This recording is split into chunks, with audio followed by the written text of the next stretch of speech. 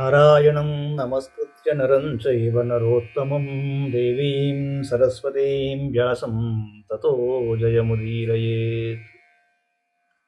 భారతీయ మరో అంకానికి స్వాగతం. మనం మహాభారతంలో ఉన్న ఆది పర్వంలో 186వ అధ్యాయంలో ఉన్నాం.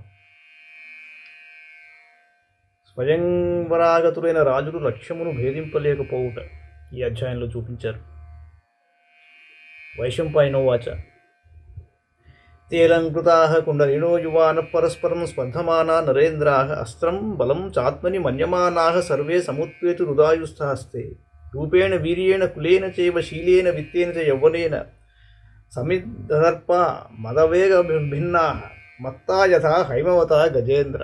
ఎలా కూర్చున్నారయ్యా ఈ రాజులందరూ స్వయంవరంలో అంటే, వీళ్ళందరూ ఒకప్పుడు మిత్రులైనా కూడా అందరితో పోటీ పడుతూ వాడు పనికిరాడు వీడు పనికిరాడు నేనే అన్నట్టుగా కూర్చున్నారు.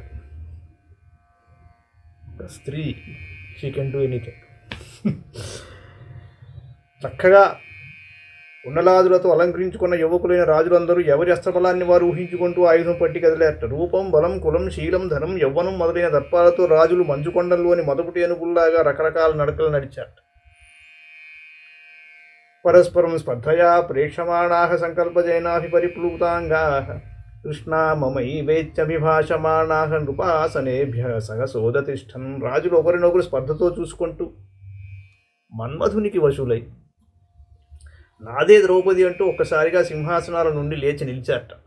ఇలా చెయ్యాలి, ఈ ధనువును ఎక్కువ పెట్టాలి, 5 బాణాలతో ఆ యంత్రాన్ని ఛేదించాలనగానే ఒక్కసారి లేచి నిలబడ్డారు.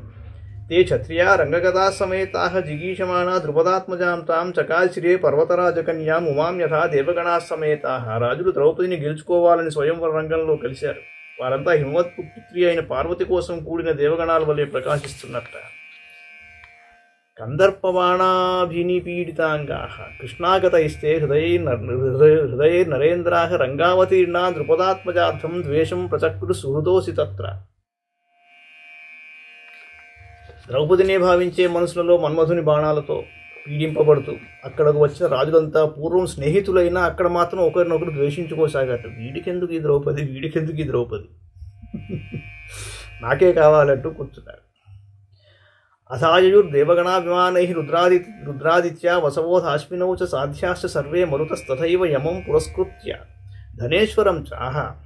కుబేరుడితో సహా రుద్రులు, ఆదిత్యులు, వసువులు, అశ్వినిదేవతలు, సాధ్యులు, మరుత్తులు, యముడు, కుబేరుడు కూడా వచ్చి అక్కడ నిలబడి చూస్తున్నారు పైనుంచి.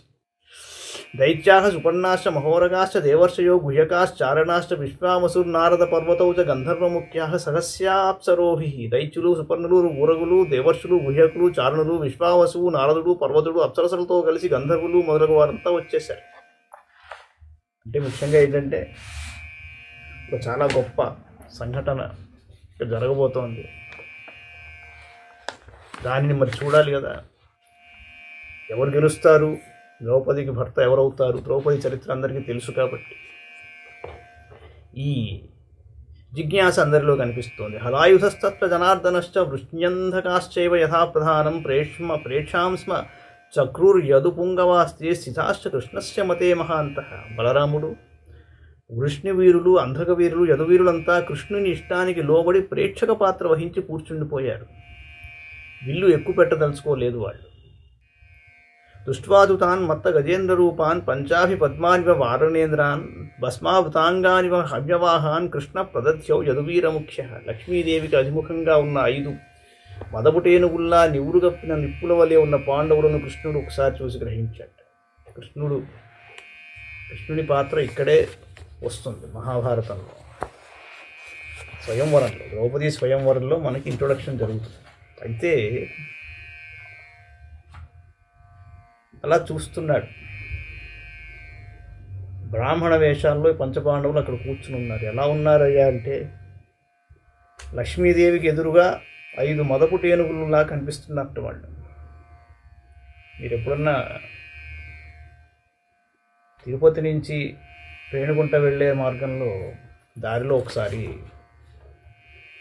కుడివైపుకి ఒక రోడ్డు వెళ్తుంది, తిరుచానూరు వైపు. ఇప్పుడు అక్కడ తిరుచానూరు స్టేషన్ కూడా కట్టినట్టున్నారు. కొద్దిగా అంత అలజడి ఉండదు అక్కడ, నిర్మానుష్యంగా ఉంటుంది. అందులోంచి సాయంత్రం పూట ఎప్పుడైనా ప్రయాణం చేస్తూ చూడండి, తిరుచానూరు వెళ్ళిపోగలరు సూటిగా మీరు. అక్కడ చుట్టూతా ఆలయం గోపురం చుట్టూతా మీకు నల్లని కొండలు కనిపిస్తాయి. వాటిని జాగ్రత్తగా గమనించండి, మొదటి ఏనుగుల్లానే కనిపిస్తాయి. సరే. శశంస రామాయ యుధిష్ఠిరిన్ స భీమం స జిష్ణుం చ యమౌ చ వీరౌ శనైస్తాన్ ప్రసమీక్ష రామ జనార్దనం ప్రీతమనా దదర్శ. కృష్ణుడు బలరామునికి ధర్మరాజును, భీముని, అర్జునుని, కవలలను మెల్లమెల్లగా వరుసగా చెప్పాడు. బలరాముడు చాలా సంతోషంతో చూస్తూ అలాగే కృష్ణుని వైపు చూశాడు. కృష్ణుడు బలరాముడితో చెప్తున్నాడు, ఎదుగో వీళ్ళు, ఈయన భీముడు, ఈయన అర్జునుడు, నకుల సహదేవుడు, ఈయన ధర్మరాజు. అన్యేతు వీరాన్ ఉపపుత్రపౌత్రా కృష్ణాగదైర్నేత్రమనస్వభావై వ్యాయక్షమానా దదశుర్న తాన్ వై సందష్టదంతక్షతతామ్రనేత్రా. ఇతర రాజులకు వారి పుత్రపౌత్రులకు ద్రౌపదిపైనే కనులు మనస్సులు నిలిచిపోయాయి. వారు పెదవులు కొరుకుతూ ఎర్రని నేత్రాలు పెద్దవి చేసుకొని చూస్తున్నారు, కానీ పాండవులను, రామకృష్ణులను చూడనే లేదు వాళ్ళు. తథైవ పార్థాః పృథువాహవస్తే వీరౌ యమౌ చైవ మహానుభావో తాన్ ద్రౌపదీం ప్రేష్య దదాస్మ సర్వే కందర్ప బాణాభిహతావహూః. అలాగే దీర్ఘభుజులైన కౌంతేయులు, మహానుభావులైన కవలలు ద్రౌపదిని చూసి అందరూ మన్మథ బాణాలకు వశమైపోయారు. పంచపాండవులు కూడా ద్రౌపది పట్ల మోహితులైనారు. దేవర్షి గంధర్వ సమాకులం తత్ సుపర్ణ నాగాసుర సిద్ధజుష్టం దివ్యేన గంధేన సమాకులం చ దివ్యైశ్చ పుష్పైరవకీర్యమాణం. అప్పుడు ఆకాశంలో దేవర్షులు, గంధర్వులు, సుపర్ణులు, నాగులు, అసురులు, సిద్ధులు ప్రత్యక్షమయ్యారు. దివ్య పుష్పవృష్టి కురిసిందండి. సభ ఆకాశము అంతా పరిమళభరితమయ్యింది. మహాస్వనైర్ దుందుభినాదితైశ్చ బభూవ తత్ సంకులమంతరిక్షం విమాన సంబాధమభూత్ సమంతాత్ సవేణు వీణాపణవామనాదం. ఆకాశమంతా దుందుభిధ్వనులతో నిండిపోయింది. విమానాల రద్దీ ఎక్కువైపోయింది. వేణునాదాలు, వీణానాదాలు, పణవనాదాలు విన్నుముట్టాయి. తతస్తుతే రాజగణాక్రమేణ కృష్ణానిమిత్తం కృతవిక్రమాశ్చ. సకన్న దుర్యోధన శాల్వశల్య ద్రౌణాయనిక్రాథ సునీతవక్రాః కళింగ వంగాధిప పాణ్య పౌండ్రాః విదేహరాజో యవనాధిపశ్చ అన్యే చ నానానృపపుత్రపౌత్రాః రాష్ట్రాధిపాః పంకజపత్రనేత్రాః కిరీటహారాంగద చక్రవాలైః విభూషితాంగాః పృథువాహవస్తే అనుక్రమం విక్రమ సత్వయుక్తాః బలేన వీర్యేణ చ నర్దమానాః. తర్వాత రాజులంతా ద్రౌపది కోసం తమ బల పరాక్రమాలు ప్రదర్శించారు. వారిలో కర్ణుడు, దుర్యోధనుడు, శాలువుడు, శల్యుడు, అశ్వత్థామ, క్రాథుడు, సునీతుడు, వక్రుడు, కళింగరాజు, వంగరాజు, పాండ్యరాజు, పౌండ్రదేశాధిపతి, విదేహరాజు, యవన దేశాధిపతి ఉన్నారు. ఇంకా చాలామంది రాజుల కొడుకులు, మనుమలు కూడా ఉన్నారు. వారంతా కిరీటాలు, హారాలు, అంగదాలు ధరించి పద్మనేత్రుడై విరాజిల్లుతున్నారు. బల పరాక్రమాలతో మోగిపోతూ దీర్ఘభుజులే ఉన్నట్టు వాళ్ళంతా. తత్కార్ముకం సంఘనోపపన్నం సజ్జం శేకూర్మనసాపి కర్తుం తే విక్రమంత స్ఫురతా దృఢేన విక్షిప్యమానా ధనుజా నరేంద్రా విచేష్టమానా ధరణీతలస్థాః యథాబలం శైక్ష్యగుణక్రమాశ్చ గతౌజస స్రస్తకిరీటహారాః వినిశ్వసంతశ్చమయాం బభూః. మిగిలిన రాజులు దృఢమైన ధనుస్సును మనసా కూడా ఎక్కుపెట్టలేకపోయారట. కొంతమంది దృఢమైన వింటిని ఎక్కుపెట్టిపోయి విసిరివేయబడ్డారు. కొందరు జ్యేష్ఠులుడికి నేల మీద పడ్డారు. వారి వారి బలాలకు, శిక్షణలకు, గుణాలకు తగినట్లు శక్తులుడికి కిరీటాలు పడిపోయాయి. మరికొందరికి ఆభరణాలు జారి పడిపోయాయి. ఇంకా కొందరు రొప్పుతూ కింద పడి శాంతించారు. మెల్లగా మూలగడకు మొదలుపెట్టారు. కాసేపు హాహాకృతం తద్ధనుషాదుడైన విస్రస్తహారాంగద చక్రవారం కృష్ణానిమిత్తం వినివృత్తకామం రాజ్ఞాం తదా మండలమార్తమాసి. రాజసమూహమంతా దృఢధనస్సు చేత హారాలు, అంగదాలు, కేయూరాలు జారిపడిపోయి ఆహాకారాలు చేశారు. ద్రౌపది మీది అభిలాష వదులుకొని అంతా ఆర్తులై మిగిలిపోయారు. అయ్యో, ఇలా జరిగిపోయింది. సర్వాన్ నృపాంస్తాన్ ప్రసమీక్షకన్న ధనుర్ధరాణం ప్రవరో జగామ ఉద్ధృత్య తూర్ణం ధనురుద్యతం తత్ సజ్జం చకారాశు యుయోజబాణాన్. అప్పుడు ఒక్కసారి అక్కడ ఉన్న కర్ణుడు లేచాడు. కర్ణుడు తాళవృక్షం అంత పొడుగు ఉండేవాడు. ఆ రాజులందరినీ చూసి ధనుర్ధారులలో ఉత్తముడైన కర్ణుడు లేచి వెళ్ళి వెంటనే ఆ ధనుస్సును ఎత్తి ఎక్కుపెట్టి బాణాలు సంధించాడు. ఒక్కసారిగానే.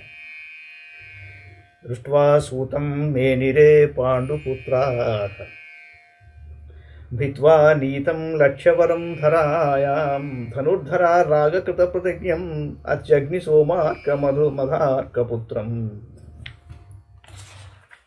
అగ్ని కంటే చంద్రసూర్యుల కంటే తేజస్వైన కర్ణుడు ఆసక్తితో ప్రతిజ్ఞ చేస్తూ లేవడం చూసి ధనుర్ధరులైన పాండవులు ఇతడు లక్ష్యాన్ని భేదించి నేల కూలుస్తాడు అని భావించారు. దృష్ట్వా తు తం ద్రౌపదీ వాక్యముచ్చైః జగాదనాహం వరయామి సూతం సామర్షహాసం ప్రసమీక్ష్య సూర్యం తత్యాజ కర్ణః స్ఫురితం ధనుస్తత్. ఒకసారి ద్రౌపది చూసింది. కర్ణుని చూసి వెంటనే ద్రౌపది పెద్దగా నేను సూతుని వరించను అని ప్రకటించింది. ఇదంతా చూసి కోపంతో నవ్వుతూ సూర్యుని వైపు పైకి చూసి కర్ణుడు వెంటనే వెలుగులు చిమ్మే ఆ ధనుస్సు ఇలా వదిలేశాడు. చాలా అద్భుతమైన ఘట్టం. గతంలో అస్త్ర విద్యా ప్రదర్శన సమయంలో ద్రోణాచార్యులు వారు జరిపించినప్పుడు హస్తినాపురంలో చివరిగా కర్ణుడు వస్తున్నాడు. ఇలాగా వచ్చి ఒక్కసారి నేను కూడా ప్రదర్శిస్తానని అర్జునుడు ప్రదర్శించిన అస్త్ర విద్య యావత్తూ కర్ణుడు కూడా ప్రదర్శించి చూపించాడు. నేను ద్వంద్వయుద్ధం చేస్తానన్నాడు అర్జునుడితో. వీలు కాదు, నువ్వెవరివో మాకు తెలియటం లేదు చెప్పాలన్నారు. ఎవరు పడితే వాడితో ద్వంద్వయుద్ధం కుదరదన్నారు. వెంటనే దుర్యోధనుడు ఆ అవకాశాన్ని పురస్కరించుకుని అంగరాజ్యాభిషేకం చేసేసాడు. అక్కడ ఒక చిన్న సైజు సింహాసనం తీసుకుని దాని మీద కూర్చోబెట్టగానే ఒక్కసారిగా ఆ రాజ్యాభిషేకం జరగగానే అధిరథుడు అంటే రథం కింద, అధిరథుడు వేరు అతిరథుడు. అతిరథుడు చాలా గొప్ప వీరుడు. అధిరథుడు అంటే రథం కింద ఉండి దాని మెయింటెనెన్స్ రిపేర్లు చేసేవాడు. ఆ అధిరథుడైన వాడు కర్ణుణ్ణి పెంచి పెద్ద చేసిన వాడు ఒక్కసారి చూసి తట్టుకోలేక ఆ సంతోషం, ఆ ఆనందం ఒక్కసారి వెళ్ళి కౌగిలించుకున్నాడు కర్ణుణ్ణి. అప్పుడు కూడా ఇలా ఎందుకు జరగాలి, ఒక్క క్షణం ఇలా జరగకుండా ఉంటే నేను అర్జునునితో ద్వంద్వయుద్ధం చేయగలను కదా, ఎందుకు నాకు ఇటువంటి శిక్ష విధిస్తున్నావు అన్నట్టుగా సూర్యుడి వైపు చూస్తాడు కర్ణుడు. చాలా బాధాకరమైన సన్నివేశం అది. ఇక్కడ కూడా ధనుస్సు ఎత్తాడు, కొట్టబోయాడు. ఇక మత్స్యయంత్రం మాట ఎక్కడా లేదు. కింద నీళ్ళల్లో చూసి పైన కొట్టడం లాంటిది ఏం లేదండి. ఒక యంత్రాన్ని భేదించాలి, అదే, అంతకంటే ఏమీ లేదు. అలా ఆవిడ పలికింది అక్కడ నిండు సభలో, నేను సూతుణ్ణి చేసుకోనని అనగానే కోపం, ఒక సెల్ఫ్ పిటీ, ఒక ఘృణ, సరే ఇంతేలే అన్నట్టుగా ఒక నవ్వు, ఒక స్నియర్ లాంటిది ఆయన ముఖం మీద కనిపించింది. అలా ధనుస్సును వదిలేసి వెళ్తాడు. దీనికి ఆశ్చర్యకరమైన విషయం ఏమిటంటే, యాజ్ ద స్టోరీ ప్రోగ్రెసెస్ కొన్ని విషయాలు బయటకు వస్తాయి. ఎందుకు ఆ విధంగా వ్యాసుడు వర్ణిస్తున్నాడు? అంటే ఒక మెంటల్ బ్లాకు, ఒక లోపల ఉన్న ఒక సమస్యని అడ్డం పెట్టుకుని నీవు ఏదైనా చేసేయవచ్చా, ఇది ప్రశ్న. మహావీరుడు చాలా గొప్పవాడు ఒప్పుకుంటాం, కానీ నీవు ధర్మం 3 రకాలు: స్వధర్మం, స్వజన ధర్మం, లోకధర్మం. ఈ మూడింటికి ఎప్పుడు క్లాష్ రాకూడదు. నువ్వు స్వధర్మాన్ని ఆచరిస్తూ ఉంటావు, బాగానే ఉంది. నీకు మామూలుగా నీ బ్యాక్గ్రౌండ్ ఏదైనా కావచ్చు, నీకు ఎటువంటి అన్యాయమైనా జరిగి ఉండవచ్చు, నీ సమస్య ఎంత పెద్దదైనా కావచ్చు, నీకు ఎవరి మీదైనా పగ ఉండొచ్చు, పగలు రాత్రి ఆ పగల గురించి ఆలోచిస్తూ ఉండొచ్చు. కానీ లోకధర్మం, సనాతనంగా వస్తున్న ధర్మాన్ని ఉల్లంఘించే అధికారం నీకు ఎవరికి ఉండదు. ఏ బ్యాక్గ్రౌండ్ వాడికైనా ఉండదు, ఎంత ధర్మాత్ముడికైనా ఉండదు. అందుకే మీరు చూడండి, జూదం అయిన తరువాత ద్రౌపదిని వివస్త్రను చెయ్యండి అన్న మాట అన్నది కర్ణుడు. మామూలుగా మీరు ఐసోలేషన్లో ఆలోచిస్తే కర్ణుడి గురించి ఆ ఒక్క ఘట్టం దగ్గర నువ్వు ఎవరు ఉప్పు తిని బ్రతుకుతున్నావు? నీకు దుర్యోధనుడు ఒక రాజ్యం నీకు అప్పగించి దగ్గర చేరదీశాడు. అటువంటి ఇంట్లో ధృతరాష్ట్రుకు కూడా కోడలే కదండి ద్రౌపది, కులస్త్రీ కదా. వాళ్ళ ఇంటి కోడలిని వివస్త్రని చెయ్యి అని నువ్వు ఎలా అనగలుగుతున్నావు? నువ్వు నిజంగా ధర్మాత్ముడు అయితే, చాలా గొప్ప క్షత్రియుడు అయితే, వీరుడు అయితే, పరాక్రమశాలి అయితే ఏంటయ్యా ఇదంతా అని లేచి వెళ్ళిపోవాలి. కావాలంటే తర్వాత సంజాయిషి చెప్పుకో దుర్యోధనుడితో, నాలాంటి వీరుడికి ఇది తగదు అని చెప్పు. పోనీ దుర్యోధనుడే అంత పాపానికి ఒడిగట్టినప్పుడు టక్కన ఒకసారి లేచి ఆపి స్త్రీల జోలికి వెళుతున్నావు ఏమిటిది అని ఒక వీరుల్లా పలకాలి. నీకేం పరాభవం అయిందని? స్వయంవరంలో ఆవిడ సూతుడిని చేసుకొని ఉంది అంతే కదా, ఆవిడ తప్పేమీ లేదు. అక్కడికి ఉన్న విషయం అందరికీ నువ్వు సూతపుత్రుడు కావు అని తెలియదు కదా, వాళ్ళ తప్పే ఉంది. నవ్వేసి వెళ్ళిపోయావు. పోయి నువ్వు అక్కడ చెప్పావా నేను సూతపుత్రుని కాను అని చెప్పావా? నువ్వు లేదుగా. అంచేత ఏమవుతుందంటే మీరు లోకధర్మాన్ని ఇప్పుడు ఉల్లంఘించే అధికారం మీకు లేదు. అంచేత ఏం చెప్తున్నారు సుందరకాండలో ఆంజనేయుడు రావణాసుడితో సూటిగా అన్న మాట ఏమిటయ్యా అంటే, నతు ధర్మోపసంహారం అధర్మఫల సంహితం తదేవ ఫలమన్మేతి ధర్మశాధర్మనాశన. ఆయన అబ్బాయి నువ్వు ఏదో అనుకుంటున్నావు, చాలా గొప్ప ధర్మకార్యాలను ఆచరించాలని అనుకుంటున్నావు. ఆఫ్టర్ ఆల్ ఒక్కటి చేస్తే ఏమవుతుంది, వాటి ముందు ఇది నథింగ్ అనుకుంటున్నావు. కాదు, నువ్వు 2 రైలు పట్టాలు లాంటివి. అధర్మం యొక్క ఫలితాన్ని నువ్వు అనుభవించాల్సిందే. జూదంలో జరిగింది ఏమిటి? నువ్వు ఇటువంటి పని చేశావు కాబట్టి నువ్వు అనుభవించావు. అయితే ఇంకో ఆశ్చర్యకరమైన విషయం మీకు చెప్పాలి. రాయబారంలో అంతా అయిపోయిన తర్వాత శ్రీకృష్ణుడు బయలుదేరి తిరిగి వెళ్ళిపోతున్నప్పుడు దారిలో నిలబడి ఉంటే తన రథంలోకి కర్ణుడిని ఎక్కించుకుని, ఇక చివరి ఘట్టం అది, ఇంకా ఆ తర్వాత యుద్ధమే అంచేది చెప్పాడు. కర్ణుడి జన్మవృత్తాంతాన్ని వినిపించి, ధర్మం కాబట్టి ఆయన ధర్మం అది, ఇక్కడున్న ఈ పాత్ర ఈ క్యాండిడేట్కి చెప్పాలి. ఆ వ్యక్తికి మొత్తం చెప్పి, ఇప్పుడు నువ్వు నిర్ణయించుకో అబ్బాయి, నువ్వు అటువైపు నుంచి యుద్ధం చేయాల్సి ఉంటుంది, నువ్వు మరి ఆలోచించుకో అన్నాడు. కుత్తిపుత్రుడవే నువ్వు కూడా అంటే, కర్ణుడు నాకు తెలుసునైనా అని చెప్పి, చాలా పాపాలు చేశాను నేనన్నాడు కర్ణుడు. ద్రౌపదిని పరాభవించాను, ఇంకా ఎన్నో చేశాను. ఆ పాపఫలితంగా ఆ పాపానికి ఫలితం నాకు దక్కుతుందని నాకు తెలుసు అని చెప్పాడు శ్రీకృష్ణుడితో. పశ్చాత్తాపడ్డాడు. ఈ లోకాన్ని ధర్మరాజు పాలించాలన్నాడు. నువ్వు అర్జునుడు కలిసి రణరంగంలో రెచ్చిపోవాలన్నాడు. నన్ను కూడా చంపేయాలన్నాడు అని చెప్పి,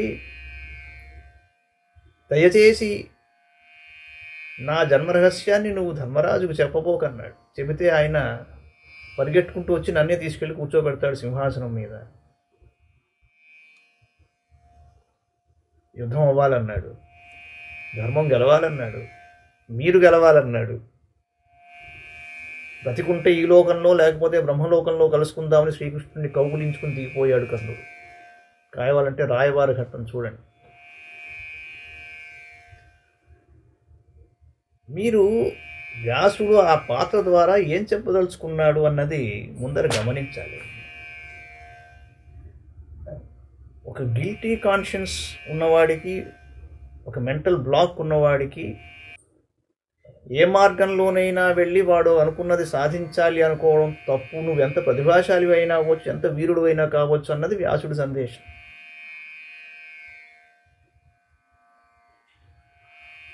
ఒక ఇన్స్టెన్స్ మీకు చెప్తాను నేను. వనపర్వంలో 7వ అధ్యాయం 13వ శ్లోకం. నాగమిష్యంతి తే ధీరాః అకృత్వా కాలసంవితం ఆగమిష్యంతి చేన్మోహాత్ పునర్జ్యూతేన తాంజయ అంటాడు దుర్యోధనుడితో. ధీరులైన పాండవులు ప్రతిజ్ఞాకాలాన్ని పూర్తి చేయకుండా తిరిగి రారు. ఒకవేళ అజ్ఞానవశం వలన వస్తే మళ్ళీ జూతంతో వారిని జయించంటాడు. ఇదేంటంటే మహావీరులు అనే మాట అది. వస్తే వచ్చారయ్యా, నేనున్నా కదా నీకు, మన మీద తక్కువ వాడవా, నువ్వు తక్కువ వాడివా, భీష్ముడు ఉన్నాడు, ద్రోణుడు ఉన్నాడు, నేనున్నాడని చెప్పాలి కదా. జూదం ద్వారా జయించడం ఏమిటి? అంచేదేంటంటే అర్జునుడి చేతుల్లో పరాభవం పొందడం, కర్ణుడు పరాభవం పొందడం చాలా ఘట్టాలు ఉన్నాయి. అది హైలైట్ కాల. కర్ణుడు చాలా గొప్ప యోధ, దాంట్లో ఏమీ అనుమానం లేదు. కానీ చివరికి కర్ణవధ జరిగిన రోజున శ్రీకృష్ణుడు ఒక 12 అంశాల లిస్ట్ ఇచ్చాడు కర్ణుడికి. ఏదో మాట్లాడుతుంటే ఏదైనా ఇవాళ నువ్వు చావడం ఖాయం అని కూడా చెప్పేశాడు. అది జరిగింది. ఇంకో విషయం, నా రథం కూలింది, లోపలికి వెళ్ళింది, చక్రం కిందకి భూమిలోకి, నాయన ఒక ముహూర్త కాలం ఇయ్యే అని అడిగాడు అర్జునుడిని.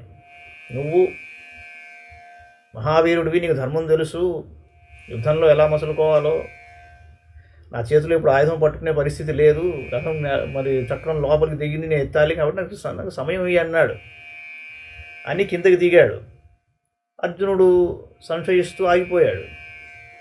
కిందకి దిగి ఆ చక్రాన్ని పైకి ఎత్తుతూ కూడా ఒక బ్రహ్మాస్త్రాన్ని సంధించాడు కర్ణుడు అర్జునుడి మీద.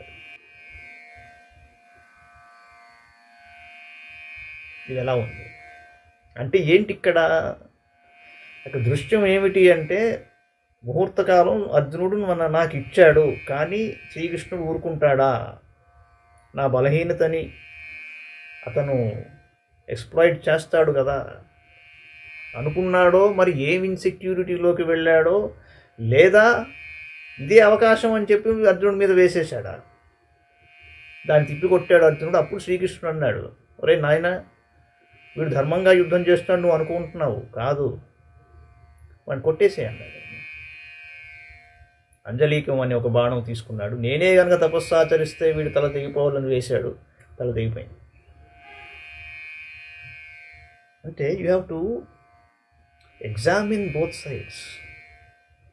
అతని ప్రవర్తన ఎక్కడి నుంచి ఎక్కడికి వెళ్ళింది, ఎక్కడెక్కడ అధర్మానికి ఒడిగట్టాడు. నీకు జరిగింది అన్యాయం అయి ఉండొచ్చు, కానీ నువ్వు అధర్మం వైపు కూర్చుని అధర్మంగా వ్యవహరించడం నీకు సబబా? నీకు అది భాషించదు, నీ మృత్యువు దానివల్లనే జరుగుతుంది అన్నది చెప్పారు మహాభారతంలో. ఈ ఘట్టం దగ్గర మళ్ళీ ఒకసారి సూర్యుడు వైపు ఇలా చూశాడు, చూసి నవ్వు వెళ్ళిపోయాడు. కర్ణుడిని చాలా చక్కగా ఆసక్తికరంగా అర్థం చేసుకోవాల్సిన అవసరం ఉంది ఆ క్యారెక్టర్ని. ఆ కర్ణుడి పాత్ర మీకు సామాజిక పరంగా ఎన్నో చోట్ల జనాలని ప్రభావితం చేస్తుంది, కాబట్టి దానిని సోషలైజ్ చేసి ఎన్నో చోట్ల ప్రదర్శనలు చేశారు, సినిమాల్లో కూడా వచ్చాయి.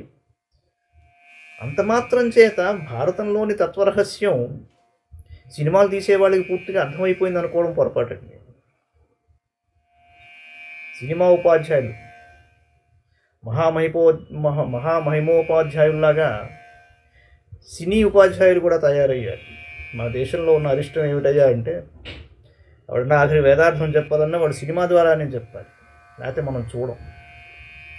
ఆఖరికి ఏమిటయ్యా అంటే, సినిమా వాళ్ళు ఎలా పండుగలు చేసుకుంటారో మనం కూడా అలాగే చేసుకోవాలన్నమాట. ఆ పరిస్థితికి తీసుకొచ్చేశారు. కాబట్టి నేను చెబుతున్నది ఏంటంటే, మహాభారతంలోని తత్వరహస్యంలోకి వెళ్ళిపోవడానికి పెద్ద విజ్ఞానం మీకు అక్కర్లేదు, పెద్ద మీకు స్వాధ్యాయంతో పని లేదు. అసలు మొదటి నుంచి చివరి వరకు చక్కగా ఒకసారి ఒక రీడింగ్ ఇస్తే చాలు, ఏ పాత్ర ఎటు వెళ్ళింది, ఎందుకు ఆ పాత్ర పరిస్థితి అలా అయ్యిందని చాలా చాలా చక్కగా సింపుల్గా అర్థమవుతుంది. మనం చెయ్యమది. మనకి ఎవడో మొహం మీద రంగు పూలుకుని ఒక గద పట్టుకుని ఎక్కడో వేస్తే అది చూడాలి, లేకపోతే ఆ డైలాగ్ ఏదో వినాలి, దాన్ని మిమిక్రీ చేసి 100 సార్లు చెప్పుకోవాలి. అదే మనకి చాలా హాయిగా ఉంటుంది, అదే రంజకంగా జనరంజకంగా మారిపోతుంది, అదే సత్యం అనేసుకుంటున్నారు, అదే భారతంగా కూడా మారిపోతుంది. భారతీయులకి స్వాధ్యాయంతో మనకి చాలా పని ఉన్నది అని తెలుసుకున్న రోజునే నిజమైన స్వాతంత్ర్యం. అలా ఉంచాలి. ఏవం తేషు నివృత్తేషు క్షత్రియేషు సమంతతః చేదీనామధిపో వీర బలవానంతకోపమః దమఘోషసుతో ధీర శిశుపాలో మహామతి ధనురాదాయమానస్తు జానుభ్యామగమన్మహీం. ఇలా రాజులంతా వెనుదిరిగారు. అప్పుడు బలంలో యమునితో సమానుడైన చేదిరాజు దమఘోషుని పుత్రుడు మహామతి అయిన శిశుపాలుడు ధనుస్సు గ్రహించాడు.